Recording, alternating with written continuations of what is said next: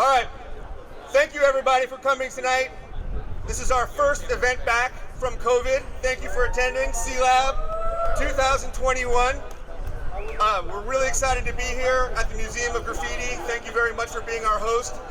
I'd like to thank our other hosts for this evening. Trueleaf, Travis Alfaro, community educator, one of our panelists tonight. We have some other great hosts and partners with us tonight. I'd like to thank our new annual sponsors, Columbia Care, Alec Anello over here in the corner. We have Treehouse Blends in the back, infused beverages and Litstick CBD inhalants. We also have our other partners with the Flowery are here in the corner, Wynwood natives. Also the Fluent in the corner there are our partners in Wynwood. And of course we have Cureleaf here with us. If you have your medical card, try their products. They're all amazing. They're great partners. They may even have some discounts for you. So we're going to get started. Tonight, our panel is regarding cannabis research here in Florida. We have an amazing panel. Our moderator for tonight is our Miami chapter president and head of Florida for Care, Eric Stevens. We're going to bring him up here now and get the panel going. Thanks, Eric. Let's get it going. All right. Thank you, Rob. All right. Yeah, thank you guys for coming out. Our conference was really good last month. Outdoors, obviously we are still here, and we're doing what we can as far as that goes. But I'm very excited to be here. I actually just got back from Tallahassee. I've been working on legislative work as well as medical marijuana work. But I graduated from the University of Miami. I always wanted to push for further research. We have such great universities here in the state. And so I'm excited to, lead this panel here with Klaus from Trueleaf. He's going to help me out. We're going to go back and forth a little bit. Klaus, you want to sit back over here with me? We're going to share a mic, me, you, and Dr. Cook, and then Dr. Weiner and Vidot are going to share one as well. So anyways, I'm gonna introduce everybody briefly as they get up here. And so Klaus, do you want to a little bit about yourself? Your title officially is community educator, team lead. He's been out there working on the front lines, working with physicians across the state. Started down here in South Florida, is now leading up a variety of things across the state. And so he's going to discuss a little bit. We're going to have a variety of questions for these great panelists that we have here tonight. So without further ado, the first person I'm going to introduce here is Dr. Robert Cook. He is the Associate Director for the Consortium of Medical Marijuana Clinical Outcomes at the University of Florida. And so you may know, you may not know, but the state of Florida actually has set up a research program and funded it for a few different years. And so we're going to delve into some of the different research that's been going on in the state, that's been ongoing, that's now been moved over to UF. And we have some of those people that are the doctors that are participating in that research who I'm going to introduce here in a few minutes. But Dr. Cook leads up this group. He's a professor of epidemiology and medicine at the University of Florida.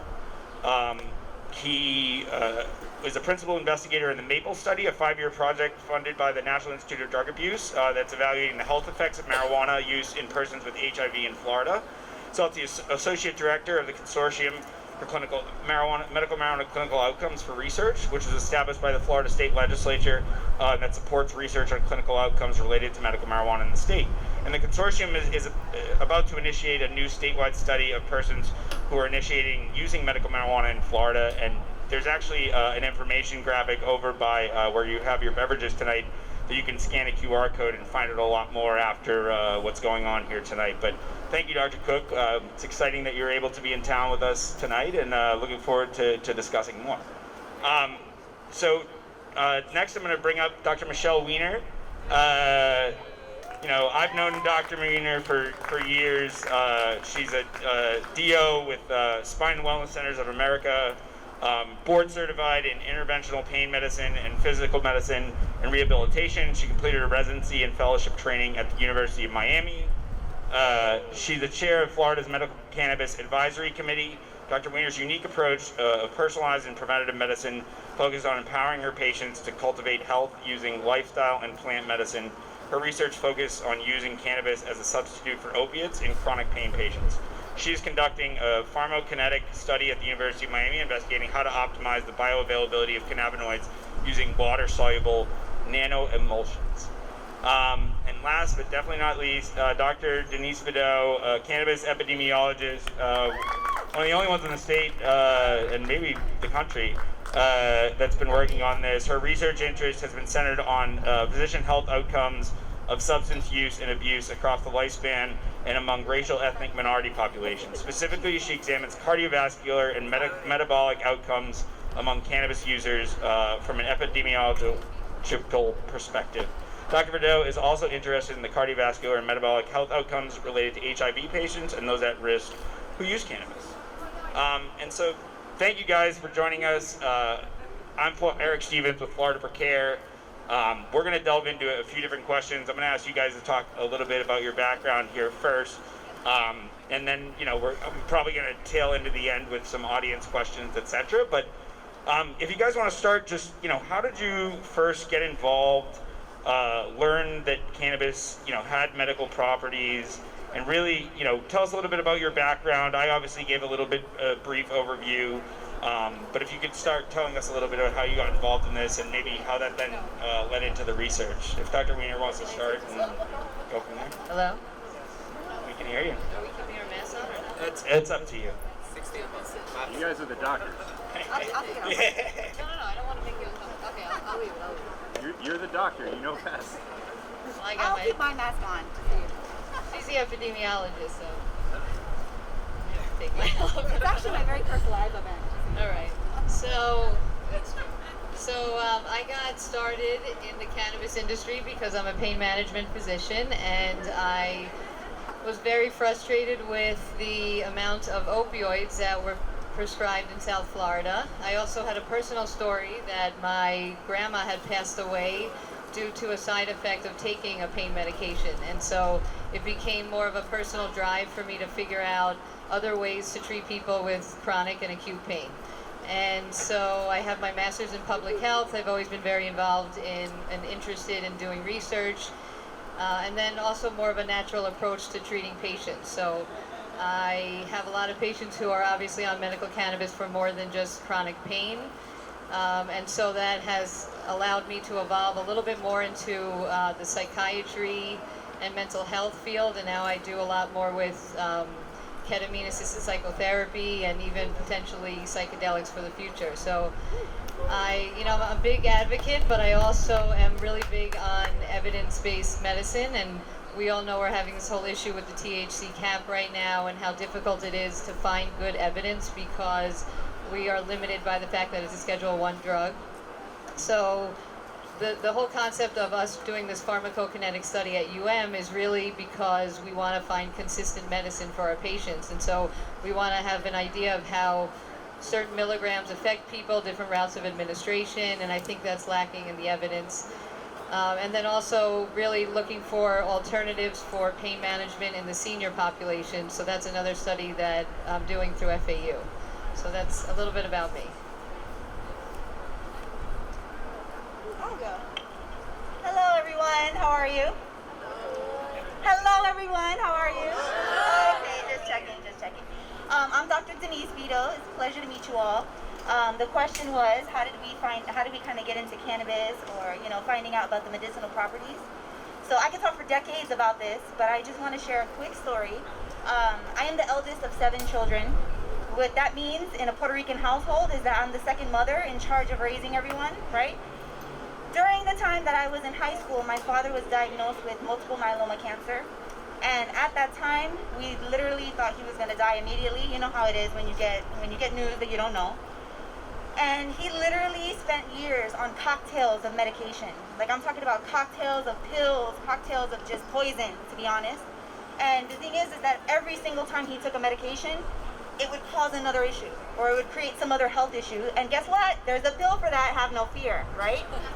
So eventually, what I started to notice is that my father, when he smelled a certain way, remember, I was in high school at that time, and I'm a little, don't judge me, but I'm newer than most to the industry here. But I noticed that after he would smell a certain way, I just see him so happy, and all of a sudden, Daddy, I'm not the one having to take care of the whole house, yeah? And I share this with you because number one, it's easy for me to talk about the science and to talk about, oh, I really want to make an impact on people's lives. But the reality is, seeing it daily in my face and seeing how cannabis really impacted his life, but he was unable to he was unable to use it in a proper way. And I say proper now that we're educated.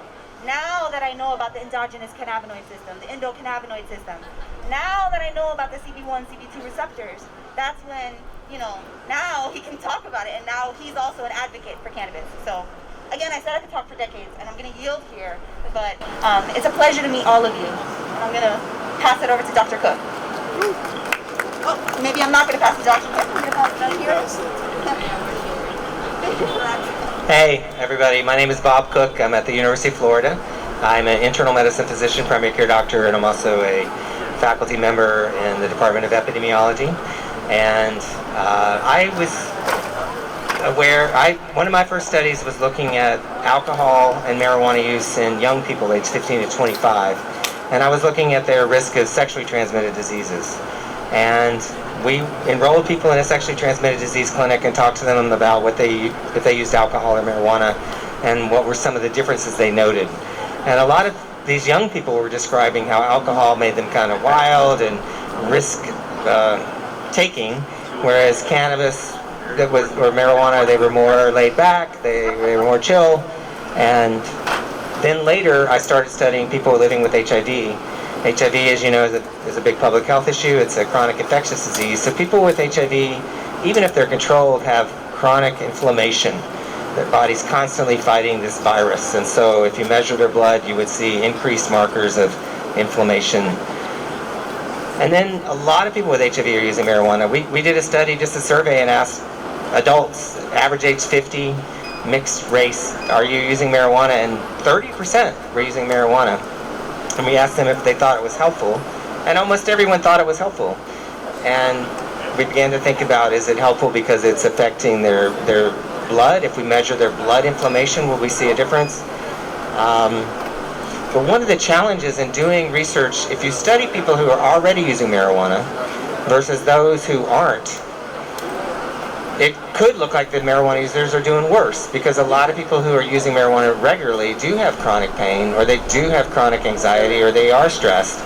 And so it kind of looks worse, so it's really hard to tell whether they are better off. And so I'm really motivated now to try to study in a good clinical trial, do people do better? Anecdotally, certainly we hear a lot of real life stories, like these grandparents, like these parents. It is real. So people are getting better. So how do we collect the right evidence? So today at the University of Florida, the state of Florida, the government said we want to have a research program. And they initially had a research program at Moffitt Hospital in Tampa, but they recently moved it to the University of Florida. And we're now part of a 9-university consortium for medical marijuana clinical outcomes research. And it's a state law. It says we want a university to lead research to look at clinical outcomes, not mice, that are getting CBD and getting brain trauma, but real people that are using the real types of marijuana. So now we have new barriers to research, and I'm very interested in doing clinical trials with the products that many of you might be receiving at some of these, real world, I call them dispensaries, you can call them MNTCs, but they're real products that hundreds of thousands of people in Florida are using, and so I'm really looking for ways that we can do research on that product. And we are going to be starting a new survey. We're looking for people to be in a registry of people willing to consider being in a marijuana study. So if you scan the form over here, it may have you just sign up for a registry. It'll ask you 3 or 4 questions and your contact information. If you're thinking of starting medical marijuana, if you're currently using it, and you want to be in the registry, we soon will have a survey. We'll be paying people to take the survey and just asking people what they've tried, what they found works, what they've had side effects with, and try to push the research forward. So I look forward to talking more later. Nice to meet you all. Thank you very much. Well, we'll keep it moving with the questions. Next question is, please tell us more about the ongoing research occurring that you have been working on most recently. So the consortium last year we submitted a project through FAU, and it was looking at seniors over 65 who have chronic pain who are using medical marijuana. So we've had 80 people who have already done our survey, and the average pain on a scale of 1 to 10 went from 7.2 to 3.5. So that's great because it's statistically significant and about 80 patients now. And the fact that they're seniors, which is great. So that's one project that I have going on. We did a terpene survey, and it was just trying to get information from people in Florida, and there was about 2,000 patients that were surveyed, and over 90% thought that there was medicinal benefit in using terpenes, but they wanted, and 80% wanted more information. About 2/3 said they used it for flavor or taste. And then others said that they were using it for the effect. So one big area that we do want to study is terpenes. Obviously, we really don't know how to dose terpenes. We don't know enough about the entourage effect. So that's another study. And then, the big one is the one through UM with our nano-emulsions, where we're just trying to see the bioavailability of a water-soluble form of cannabis. It obviously should have a faster onset and a higher bioavailability, so I know a lot of dispensaries are trying to use this technology right now, which is, I don't know if you have tried it, but it really is, what I say is like an alternative for vaping or smoking, because it's much faster and the body uses it in a more efficient way. It bypasses a lot of our GI digestion and also liver metabolism.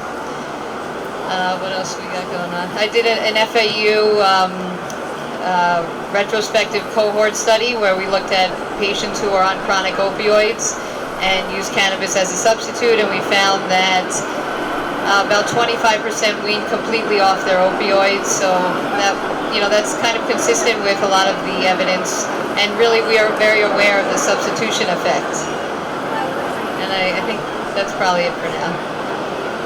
I have others, but and we could also talk about other studies going on, but that's just my personal. All right. Well, in addition to our collaborative studies that we have together, some of the things that my lab does at the University of Miami is we focus on 10 of the organs that have both the CB1 and CB2 receptors. And I know when you hear that, you're probably like, oh gosh, why are we doing this, right? Well, our lab focuses on these organs specifically so that we can see how cannabis impacts various disease systems. Some of the studies that we do, actually all of our currently active studies that are seeing patients in person are actually looking at the quantification. So we're seeing how much THC and CBD metabolites are in their blood and urine so that we can then correlate it or associate it with health outcomes that we're looking at. So some of the health outcomes that we've looked at so far and have preliminary information on is, for example, cardiovascular disease risk. And so we're looking to see how do these specific amounts of cannabinoids impact either your blood pressure, your metabolism, your metabolic markers. So whenever you go to the doctor and they take your blood to see if you have cholesterol, those things, that's what we measure in our lab to see how it's going. Also, we're studying some things relating to cancer. So we have cancer studies, HIV studies. We also study athletes so that we can examine the cardiorespiratory fitness. I'm sure all of us have heard the stigma where if you consume cannabis, you're just going to sit on the couch, have munchies. Well, in reality, the results that we're showing is that there's a lot of, let me not say a lot, there are a good proportion of patients, athletes, that are actually not having negative impacts on their cardiorespiratory fitness. So that study is still ongoing, but our preliminary analyses show that, which is, interesting, because the point of this all is that it seems, we feel the trend so far is all about collecting the data. Because we can all talk about our family members and hear the stories from patients, but without the data, we can't have advocates going to Tallahassee to really show evidence. And so that's really what our lab is about. And we focus on those diseases that are the most prevalent. And particularly with this, in our lab, we focus a lot on the underserved or underrepresented populations, And again, it's really stemming from watching my father, I keep putting it there, but that Puerto Rican male, machismo, you can't tell him anything. But once he becomes educated, once you can educate the family, then it's like the rest is history. So that's kind of a snippet of what our lab is doing. Another thing that's very important that I'd like to introduce here is that we just recently launched a new cohort study. It's called the Herbal Heart Study. So actually, if you go to herbalheartstudy.com, you'll see probably my whole team there and maybe my face. So if I look crazy, don't judge me. But seriously, check it out, Herbal Heart Study. And what that is we're going to be studying 18 to 34-year-olds. And we have a study for 4 years. We're just now launching it, so get while it's hot. There's only 400 seats available, and basically what we're going to do is create a family. My dream is to really have this cohort to be following the patients' kids and their grandkids. Like, that's the long-term vision, right? But the really essence is we just really would appreciate participants, you know? But anyway, I'll stop there. Oh, wait, hold on. Oh, Dr. Weiner brought up a very good point. If you participate in the study, the first visit you get $125 cash, and then when you come back a year later so we can retest your markers, then you get $150 for coming. So again, all the details are on the website, and we can also follow up with calls for more information. But anyway, we have lots going on, so just feel free to also follow me on Instagram at Dr. Vidot, because literally I post about studies all the time there, and that's it. So I'll now yield to Dr. Cook. Instagram, Dr. Vidot. I'm going to sign up. Our group at the University of Florida does have some research studies funded by the National Institutes of Health and our consortium looking at outcomes in chronic pain. It's interesting, we did some qualitative interviews, and many of you may resonate with this, but it's hard to show research that marijuana in the real world stops the pain itself. But when you talk to people, you hear a lot of people say that while it may make the pain better, other people say it helps their mobility, or it reduces stiffness. Other people say it reduces stress or improves sleep and they feel better. Other people say it just takes their mind off their pain. So there's a lot of mechanisms to really understand how it can help. 2 studies I would mention to you that are kind of cool that we're working on. One, we got a supplement from the National Institutes of Health to look at marijuana use in COVID.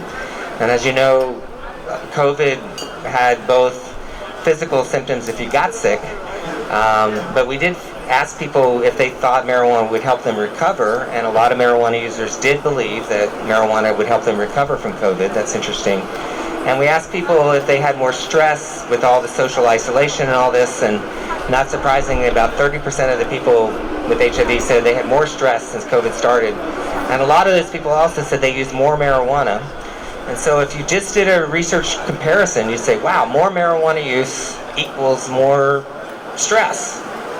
And it looks like it could be bad, but when we asked people, did the marijuana help, they said it did help. And so it's really interesting to hear how the people that felt more stress use marijuana and say that it helped them, but it's still a challenge as a research study. The second thing I'll tell you that's really been fun for me, and I'm going to present this at an oral talk at an upcoming clinical cannabis outcomes research conference.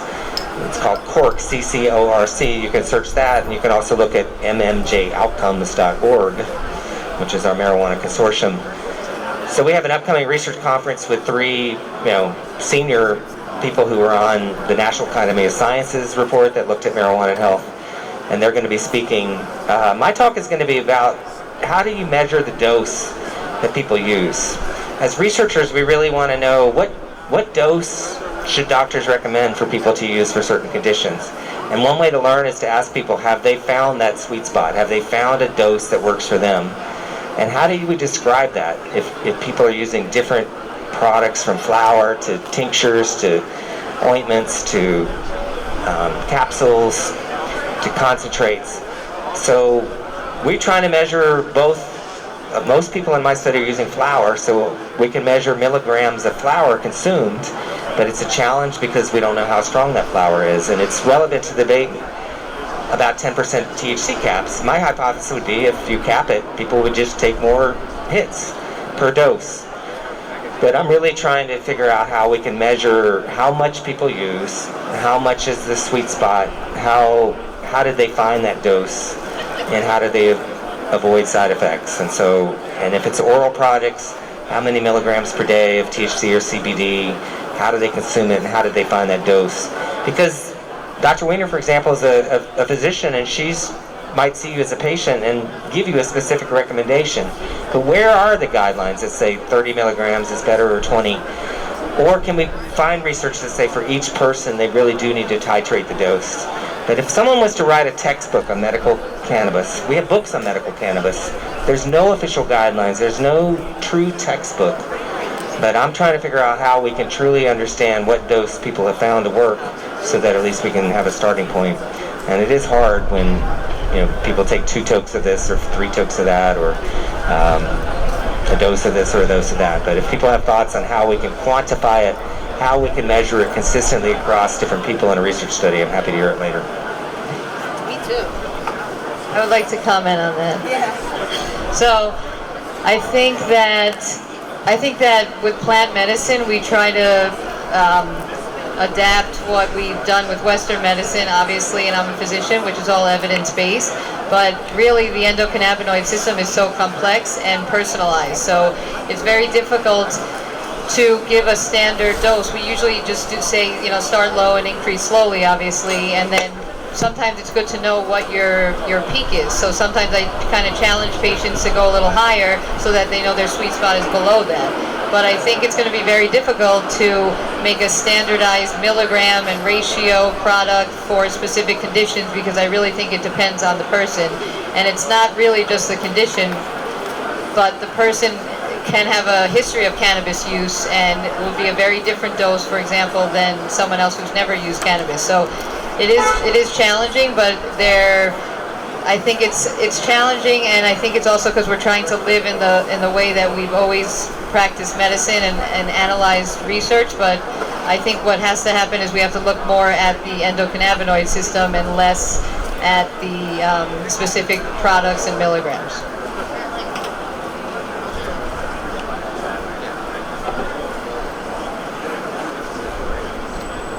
Sorry, I had to mask up. I figured the happy medium is masking when I'm talking into the microphone, as that's the time where I could have contamination.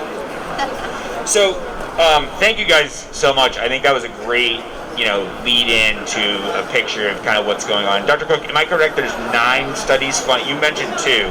Are there 9 that you guys have funded total currently? 9 universities involved. We have funded 20. So 20 studies they've funded at this point per year is 20? 10 per year. 10 per year, 20 over the past 2 years since it's moved over from Moffitt, and we'll get into a little bit of any of that change. But I guess I wanted to find out, has there been any research that you guys have tried to apply for but weren't able to, or weren't unable to in the past, or something that changed now that maybe made things a little bit better or easier, or you knew a little bit how to apply differently than before?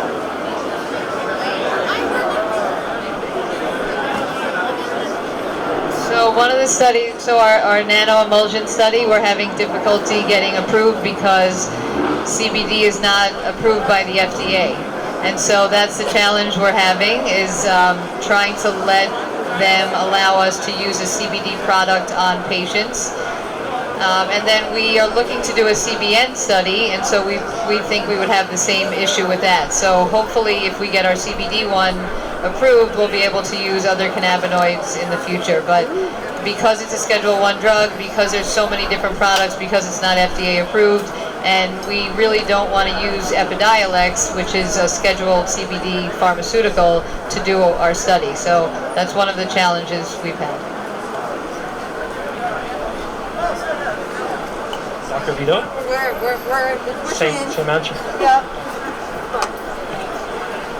I would just say that I want to do clinical trials with the products that are available in the MMTCs here in Florida, and really over 400,000 people are now currently licensed. Over 500,000. So 500,000 people in Florida are currently have a medical marijuana card currently in the past year, and are able to get these products without any data. And they are receiving products from your vendors here at the conference here, but also the others. How do we collect the data on those specific products?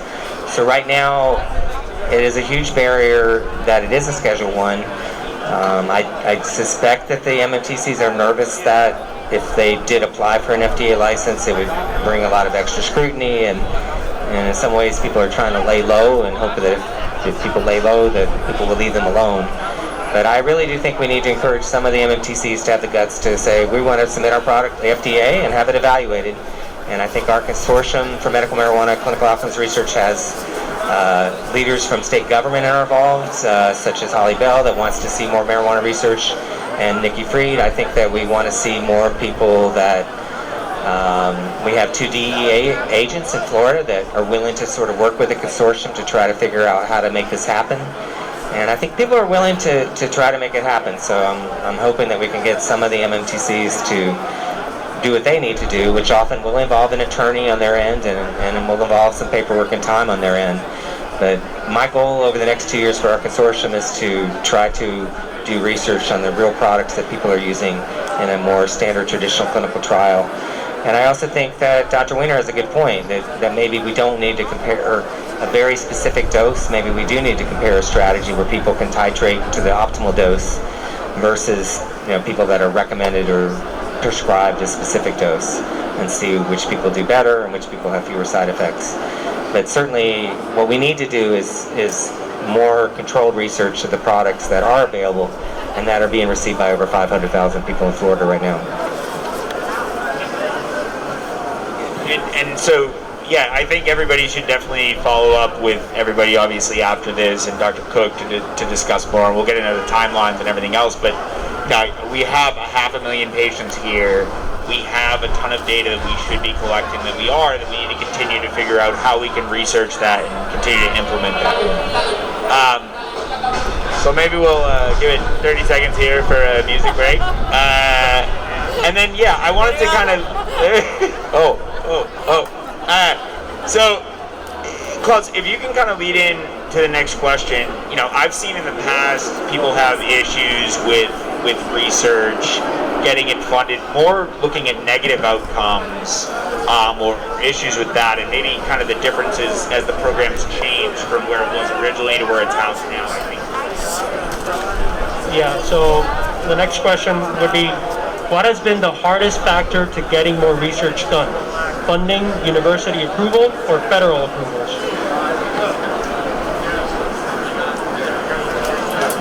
The legal barriers to studying the products that are available in Florida, period. Drop the mic. Drop the mic. Short? For sure. That's for sure.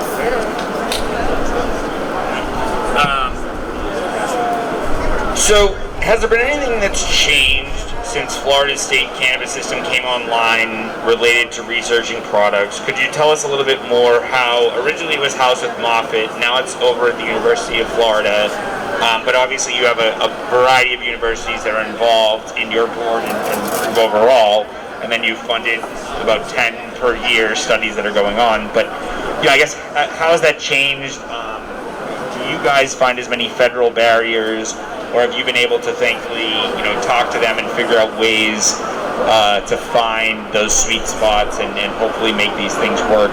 But it's, in my understanding from our previous conversations, there's still a degree of difficulty to that, although it seems like it's gotten somewhat better recently. Is that correct? So I work a lot with the National Institutes of Health, and certainly if you see Tony Fauci on the news, he's sort of a typical National Institutes of Health scientist that's really into the traditional data. And I'd say 10 years ago, when I wanted to do research on marijuana and whether it was helpful, I was cautioned to not even try to go to the National Institute of Drug Abuse, because it's the National Institute of Drug Abuse. And so NIDA was studying drug abuse and what were the factors associated with drug abuse and what are some treatments to help people with drug abuse. Very legitimate issues. But when we said we want to study whether marijuana helps people, at least the National Institute of Drug Abuse was really only interested in drug addiction problems, such as opioid addiction. And if you want to study heart disease or cancer or HIV, you might go to a different funding agency. But all I can say is we did apply to the National Institute of Drug Abuse to look at the health effects of marijuana in people with HIV, including whether it helped them sleep better, whether it helped reduce chronic inflammation. And I found that they were open-minded and willing. So at least in the past 10 years, I think the National Institutes of Health is very willing to look at whether any type of cannabinoid that includes CBD, that includes terpenes, that includes THC, that includes even other types of synthetic cannabinoids that might be helpful for pain in the future. There are several requests for people to submit applications to study the mechanism. How does marijuana help with chronic pain? How does it affect inflammation at the cellular level? But it's still hard to do the research. But yet all I can say is I think NIH is more open to it. Yet at the same time, there's just like any other research project, there are strategies you have to use in order to get the funding. And certainly the state of Florida that has given this consortium research funding of $1.5 million a year, they have asked us to study clinical outcomes. They've asked us to compare flower to vaping. They've asked us to look at the effect of marijuana in people in nursing homes. So I think that at least the state legislatures are willing to sort of say, let's study this. We've got 500,000 Floridians involved. Obviously not all researchers are in favor of this and are just voting more politically potentially. But I do think that there's more openness to studying the health effects of marijuana compared to 10 or 20 years ago.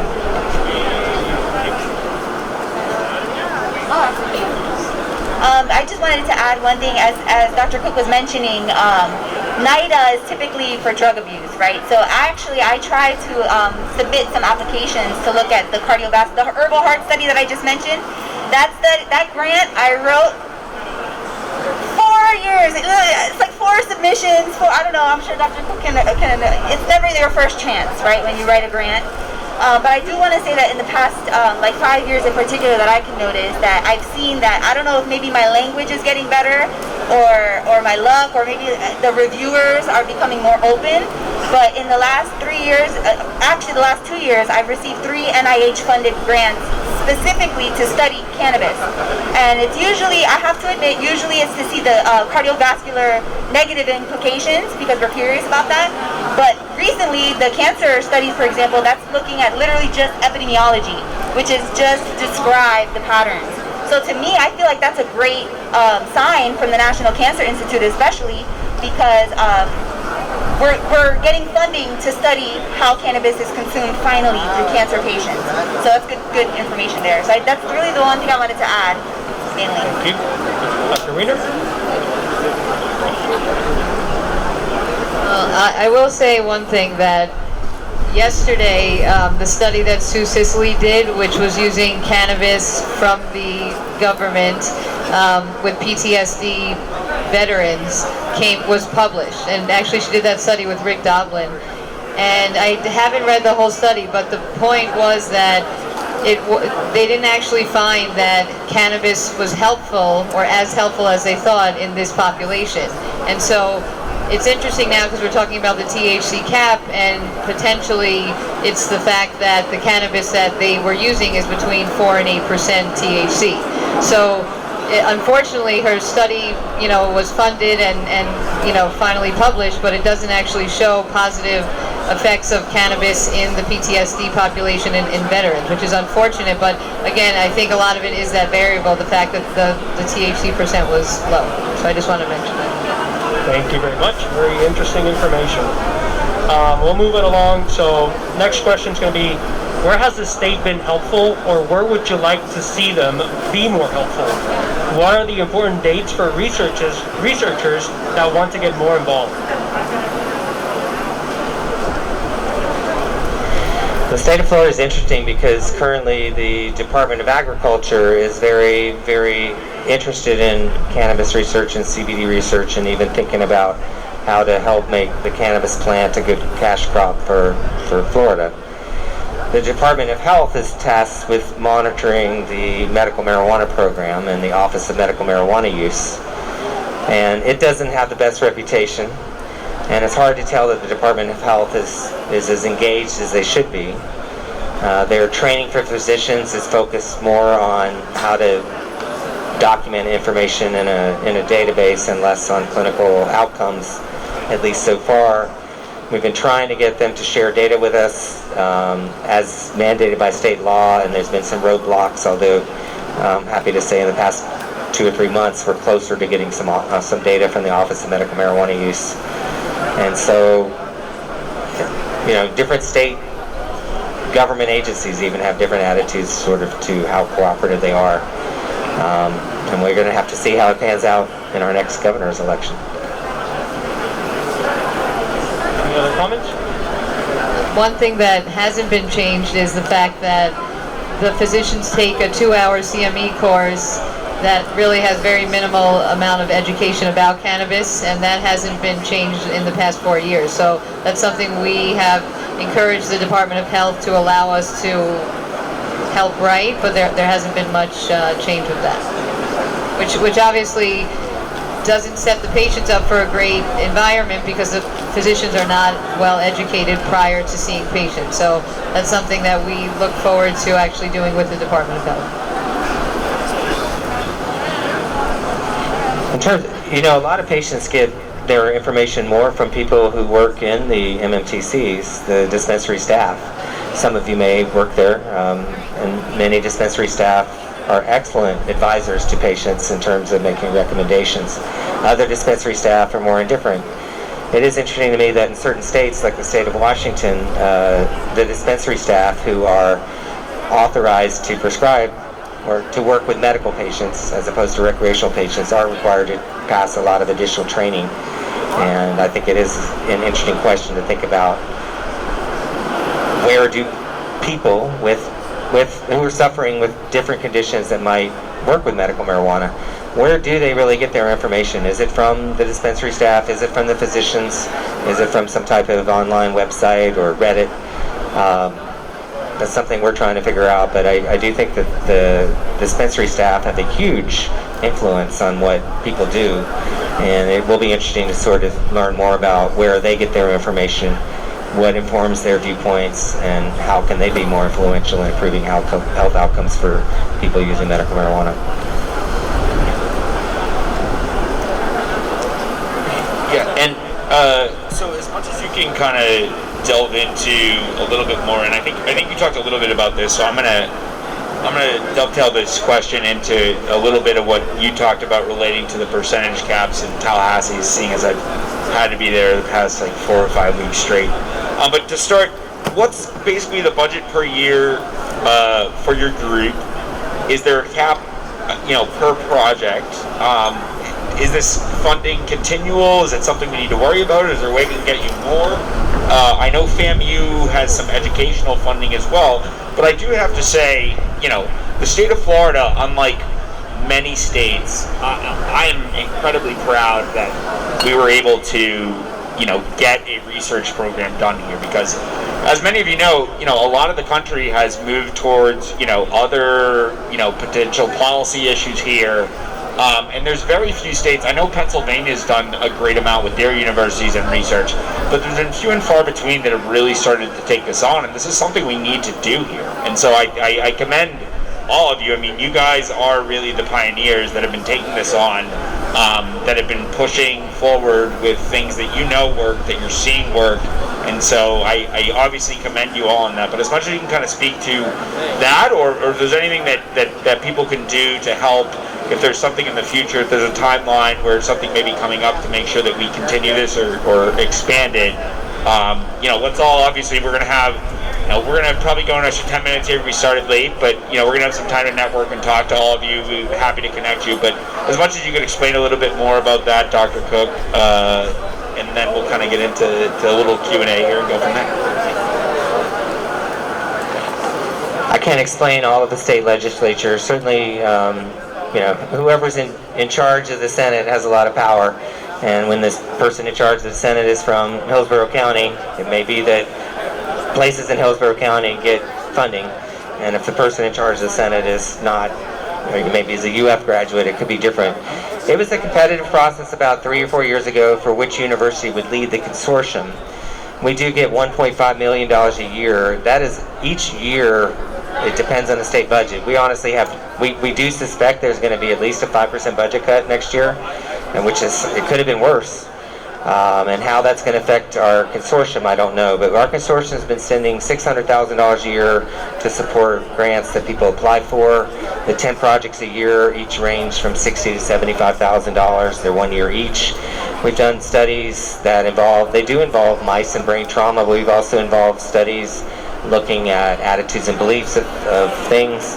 Interesting proposal about nurses that use medical marijuana and whether they're allowed to work as a nurse if their policy is that you have to have a drug test and you can't be positive. That's a research study proposed. People are studying, trying to study different terpenes. People are looking at eating disorders. Some people are looking at side effects and trying to understand which people have side effects and which don't.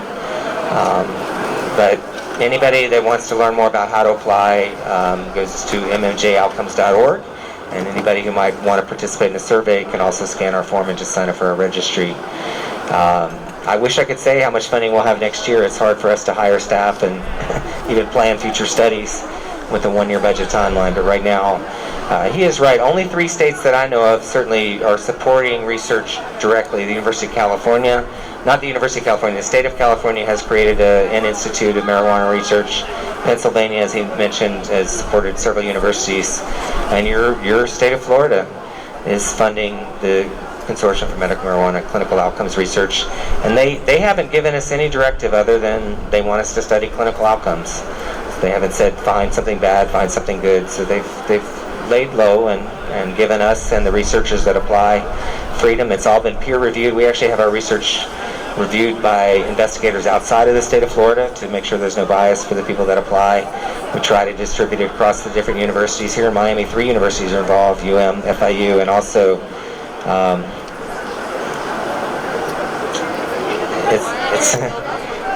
it's Florida nationally. It's all of these are involved. Florida Gulf Coast is involved, FAU is involved, UCF is involved. I'll think of the one in Miami, but it's in Miami.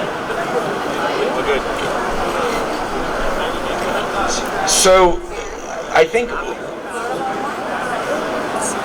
one of the last things I kind of wanted to delve into a little bit here, and you know, you alluded to this earlier, and I'd love to, you know, I'm hoping, you know, we talked about we've got 500,000 patients here in the state.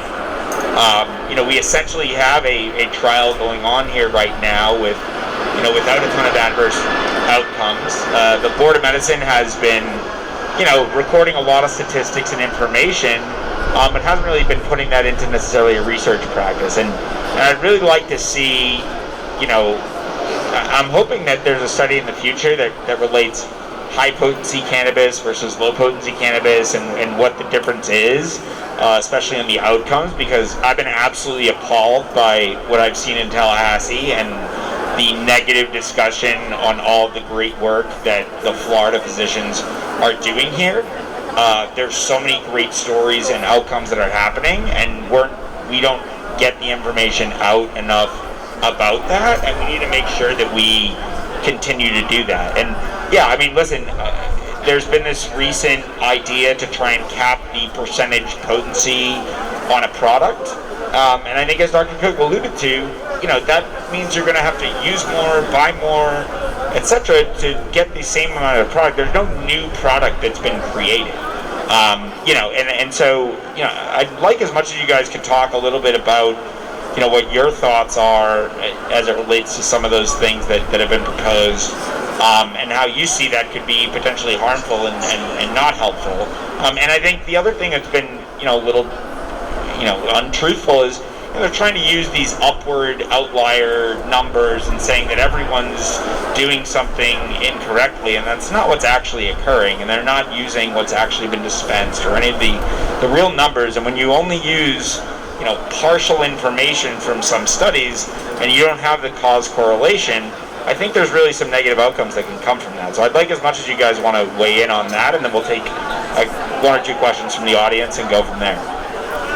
FNU, Florida National University. Florida Memorial.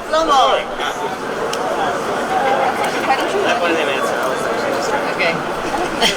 So the biggest issue obviously would be if someone found their medicine, feels good, and now that is changed and they're no longer able to get it anymore, and that's what I see from a physician standpoint. The fact that patients will have to probably spend twice as much money if they have a THC cap, and that they will go back to the black market where, you know, many other health risks will arise because it's going to be non-third-party lab tested products. That there is limited evidence, obviously, looking at specific percentages of THC because it's a Schedule I drug. And there's one great study in Nature, and it showed that the most symptom relief was between 16% and 28% of THC. And that's just, that's one study, and it was looking at thousands of patients.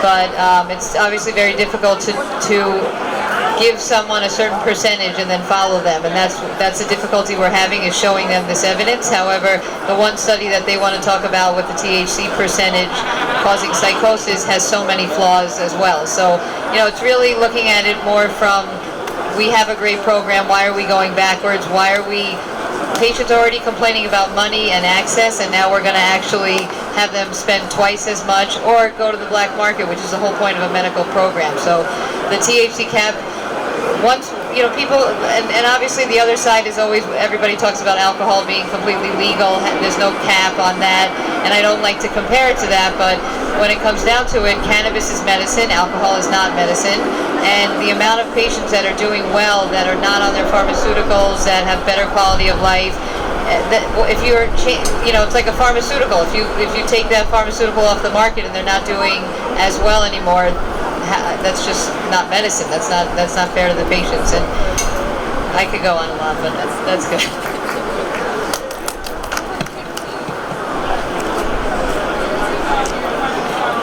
As a researcher, I can say I'm surprised they're going after the THC in the flower rather than potentially some of the concentrates in the RSO. I think if you're a consumer, it's kind of cheaper per milligram if you want to get a concentrate syringe, or if you want to get an RSO or some type of really concentrated product. But if we look at what I would consider a serious side effect from marijuana, like throwing up or feeling so dizzy that you can't function, or passing out when you didn't want to pass out. I mean, again, people don't die from marijuana overdose, but people do have serious side effects that make them sick, and people also could really become where it's hard for them to stop using marijuana without going through some type of more serious withdrawal. And I am personally wondering if the concentrates and the distillates that are really concentrated are potentially more of the issue, and we should potentially be paying more attention to those products and not, the flower, which people seem to really be able to dose pretty well. And at least anecdotally, and any research conference I've been at, I haven't really seen any data really suggesting that percentage of THC in flower is the issue, but I have seen some data suggesting that some of the more concentrated products could have more side effects. And listen, we have, basically 100% THC, Marinol, and other products that are FDA approved, that are patented, that are, currently out there. And so we need to look at this. Let's examine it more. Let's get the data. I think that's what our whole thing has been from the start. But it has appalled me to no end to see these legislators compare this to the opiate crisis, to say that people are more likely to use opiates versus get off of them.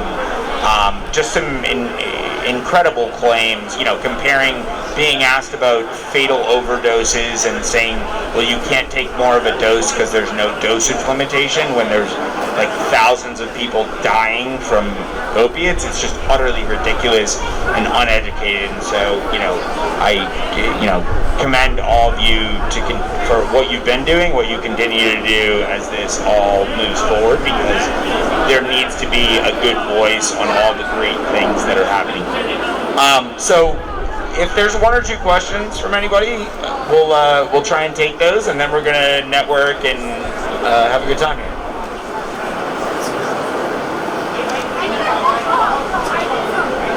First off, thank you all for coming here to our home at the museum. Yeah, and thank you to the Museum of Graffiti, by the way, for hosting. I think this is really fantastic for us and our community. And I just want to, first, I appreciate all the studies and the things that you're talking about today. And as a person who's been in the creative class my whole life, and I've traveled around the world and lectured about art and talked to artists, I wonder, because there's a correlation with artists and cannabis use, closely tied, right? And how we deal with our trauma, and also how we look for access through a cannabinoid experience or otherwise. Has there been any studies correlating cannabis use and the creative process, the class? Because many of these artists that I interview and talk to often refer back to some kind of trauma in their lives. And that, again, the cannabis is kind of I guess, a carrier into that creative space, so to speak. But it's part of a holistic healing process for them. I'd love to hear with the researchers if there has been anything. If there hasn't, I definitely think there should be, because I have to tell you, some of the most incredible artists, not just from an art perspective, but from a music perspective, from a acting perspective. I mean, so many of them have found their creative side through this, and I think that would be a very interesting study. And I don't know exactly how that would function or what you guys may have seen out there, but I'd love to see that happen. Well, I think that creativity is kind of hard to measure, so there's probably, I don't know if there's like actual, outcome measures that look at that. I do know that when people are happy, they have more anandamide, which is our endogenous cannabinoid, and that has definitely been studied. When people exercise, it increases their anandamide levels, and it kind of goes hand in hand. It's like chicken or the egg. It's, if you're exercising and that's increased, and then you become happier. A lot of it has to do also with good sleep. People who are sleep, deprived have a change in their 2-AG, which is one of their endogenous cannabinoids. So again, I'm always looking at the endocannabinoid system, and that is what we should be studying a little bit more. But I think a lot of times, if we understand what makes us happy, so for example, the study that was done on exercise increasing our endogenous cannabinoid levels, it only happens when the exercise you're doing, you're enjoying. If you're not enjoying it, it's actually a blunted increase. And the same thing when they actually try to have people with PTSD do exercise, there wasn't an increase in their anandamide levels. So I'm sure using cannabis increases these levels, causes happiness, causes creativity. That's why they call it, the runner's high or the runner's joy. So it's interesting, but I would like to see more of that studied. I know that they're looking at microdosing psilocybin for creativity, and Paul Stamets has a lot of has an ongoing study right now. There's actually an app that if people are microdosing, they could fill out information so that he could gain more information, and it really has to do with creativity. That's a good question.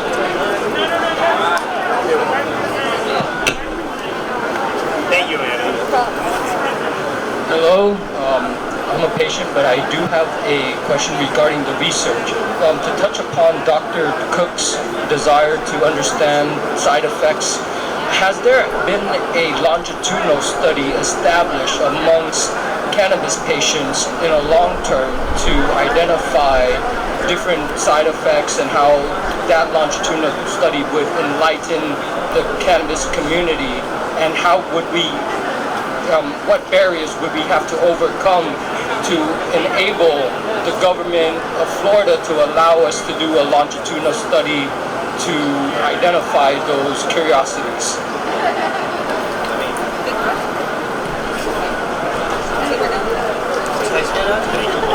So listen, the study that I got over there is going to be a longitudinal study. We want to enroll 1,000 people. One challenge you have, if you enroll people that are currently using marijuana, we're missing the people that tried it and quit. So a lot of people try marijuana and it didn't work for them, or it made them feel bad, or made them feel dizzy or something, and so they stop. And again, I think a lot of people had, the first time they vaped, maybe they overdid it, and they described feeling like, wow, that was awful for a few hours, but then they learned how to not do that again.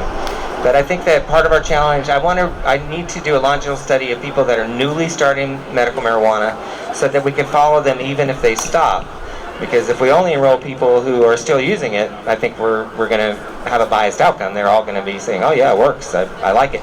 So we do need to be sure that we, again, be balanced And just like anything, some people are going to benefit and some people aren't going to like it. And many of us, I'm sure, have known people that say, oh, I tried marijuana, it made me sick, I don't like it anymore.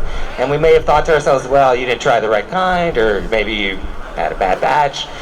But it's really bizarre how different each person's experience is. Even for the same product, I could give 10 people the exact same dose, and maybe 2 people would say, ugh, this is making me feel nauseated. 3 people would say, I love it, I feel euphoric, and 8 people would say, I feel nothing. Why is there that variability is again, one of the next phases for us to understand how we can do a more personalized approach to find the right things. But the answer to your question is we are going to do a longitudinal study. I think the University of Michigan has some investigators that got funded by NIDA to follow people longitudinally. All I would just say is we need to follow both people who continue to use it, but we also need to ask the people who quit why they quit and what happened.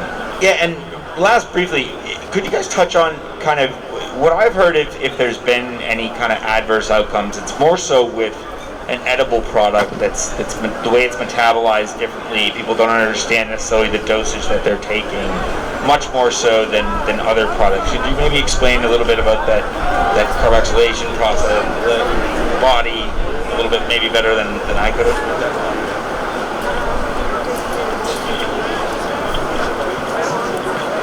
Well, the whole thing with the edibles is that cannabis is fat soluble, and so it takes a long time in the body for it to be broken down in the small intestine and have the free fatty acids that our body produces to actually take it into a certain layer in the small intestine, which is called the aqueous layer. Then it goes into our bloodstream or lymphatics. So depending if we've eaten fat or oil, the edible can work faster.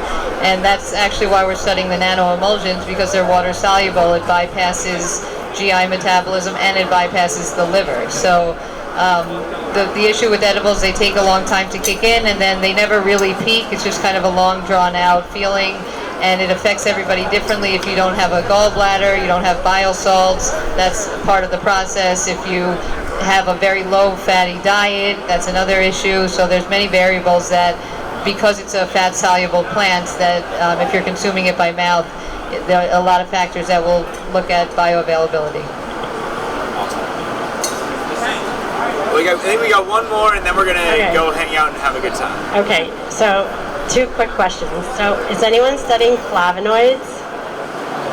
I wish. Okay. That's next. We can do that next. Yeah. So so I work with ACS Laboratory, and we're going to be testing for you guys, but we test most of the cannabis in Florida. And I can tell you, I look at the COAs, and they test differently. So when we talk about why do people have different reactions, you have to look at the plant, because it's made up of different cannabinoids and different concentrations and terpenes, and we're not measuring the same thing many times. So there's a lot of variations. So I think if you're going to do a study, it should be controlled with the same batch, and that's very important too. And I'm really happy to hear about all of these studies that are happening, because it's so important in order to advance. So thank you for doing that. Yes. One more? All right, we got one special request here, and then we're gonna. So hi, I'm Pete from Block Connect, and so my company is all about blockchain, and my wife is a pharmacist, and she was heavily involved in the PDMP program, Prescription Drug Management Program. And how is there any involvement, like intrastate or interstate, as far as PDMP goes? And are you guys open to using blockchain to scan? Because the whole thing in marijuana now is branding. Everyone's scanning brand. You know what I'm saying? So, are you guys open to using blockchain to try to see what people are doing to kind of establish a PDMP for marijuana?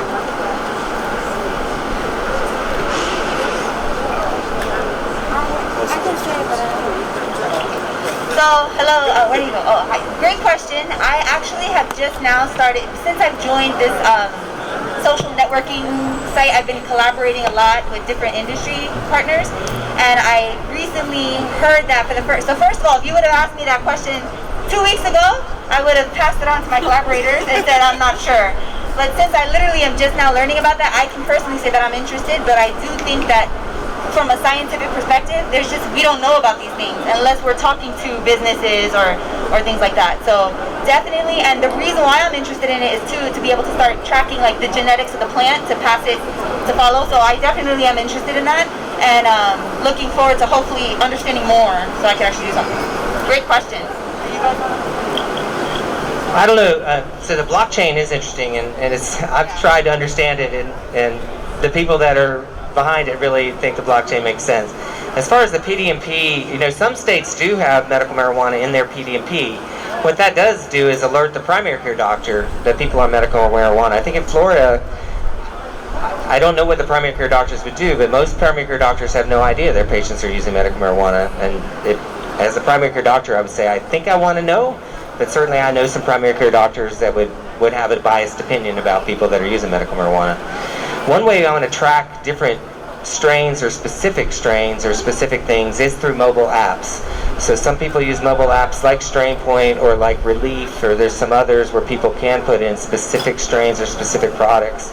I think a barrier to doing the research in Florida is that the barcodes that all of the products sold in Florida have, the consumer or the researcher doesn't have easy access to what it has. So the person mentioned flavonoids, the person mentioned, different terpenes. We all know that the different products at the time have a certificate of analysis that shows what's in there, but many people don't have access to that information, and I think that's a barrier to research, and I really want to encourage, I would be open for more openness, that people could scan the barcodes, and no matter what dispensary they get it from, they could get instant feedback on what exactly it is, that particular product. Yeah, and no, I want to thank you for that question. I want to thank everybody for tonight, all our great panel of speakers. But I'm going to dovetail actually a little bit on your question with two things.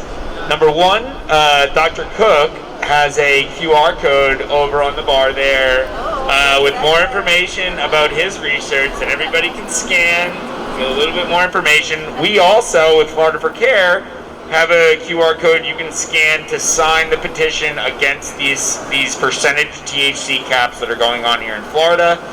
We have another one that's for physicians as well, but we've got almost 50,000 signatures we got in about 2 weeks on that, and we're going to keep pushing against that here. But as much as you guys want to learn more about what all these great people are doing, what we're doing, enjoy the rest of your night. Thank you all for coming out tonight, and we'll go from there.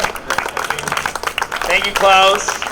Appreciate you being my co-host. We can take a picture of us. Yeah. Can somebody get a little...